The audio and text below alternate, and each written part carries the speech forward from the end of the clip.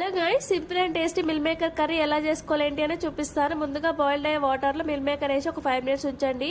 Next వచ్చేసి stove on చేసుకొని oil వేసుకొని ఆయిల్ హీట్ అయిన తర్వాత కరివేపాకు, పచ్చిమిర్చి, దాల్చిన చెక్క, సాజీరా, ఆనియన్స్, అల్లం వెల్లుల్లి పేస్ట్, పసుపు వేసుకొని పోపు అంతా ఫ్రై అయిన తర్వాత ఆల్రెడీ మనం నానబెట్టుకున్న మిల్ మేకర్ వాటర్ లేకుండా ప్రెస్ చేసి వేసుకోండి. అది కూడా కొంచెం మగ్గిన తర్వాత దీంట్లో కారం, ఉప్పు వేసుకొని కలిపేసుకోండి.